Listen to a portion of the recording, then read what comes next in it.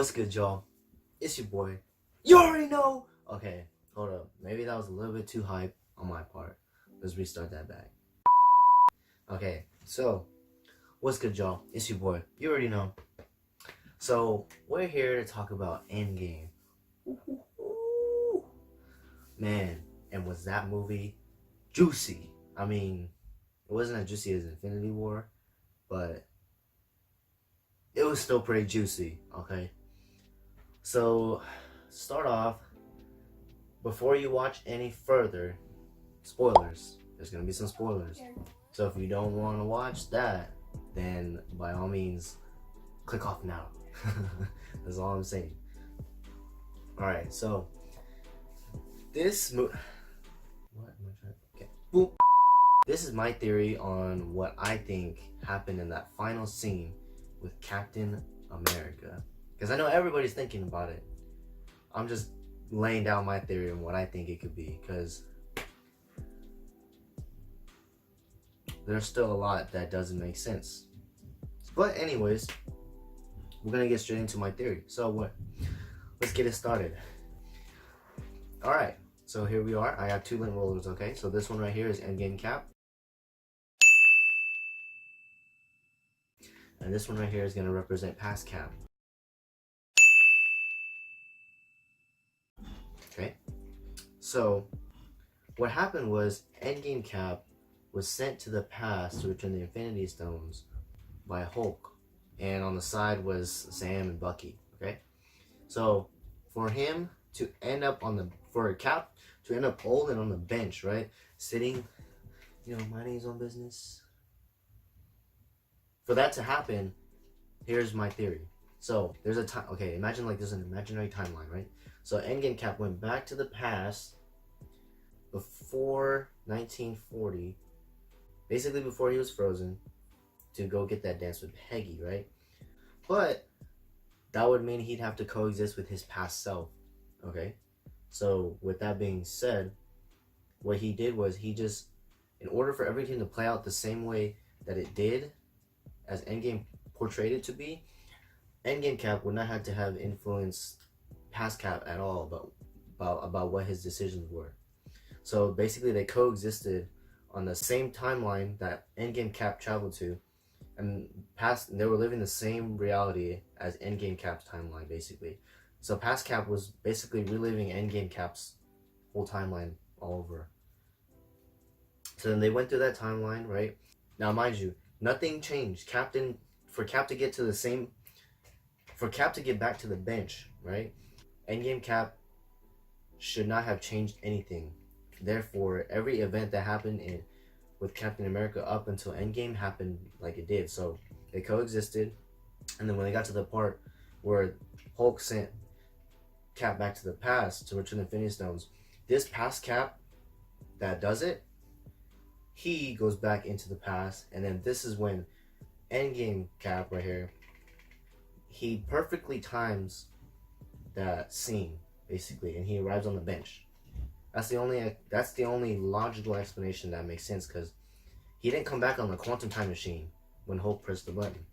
So therefore, he had to just live his life, and he didn't come back to his present timeline, and he just somehow let the events play out, and they kind of merged at like one point or something like that.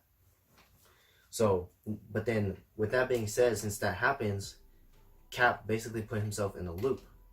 So now this past Captain America, since he's living the same reality as Endgame Cap, what's going to happen is past Cap is going to become Endgame Cap and replay the same events over and over and over.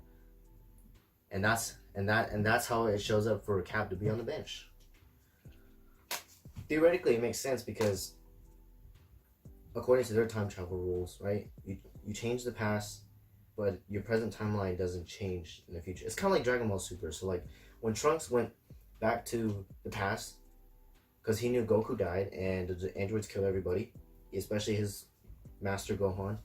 So he went back to the past to see if he could change that, help Goku, which he did, because Goku died of a heart attack, a heart disease. And so he saved Goku so that they could fight the androids and defeat them. And once the androids were defeated, and along with Cell, Trunks went back to his original timeline but nothing there changed. It was still he still had to fight the androids, and he still had all his problems, because what he did was Trunks went back to create a different reality for not his past, but for a past time in his life and where it happened. So Trunks goes back into a timeline, right?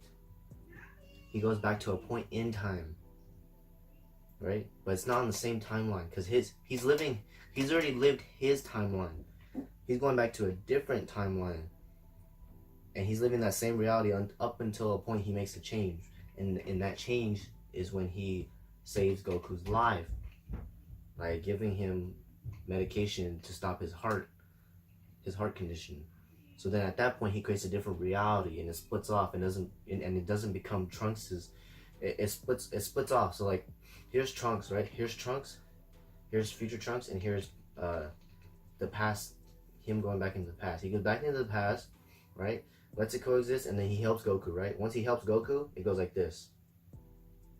So this is Trunks' time. This is future Trunks' timeline, and once he helps Goku and stops the heart disease, it creates an alternate timeline, right?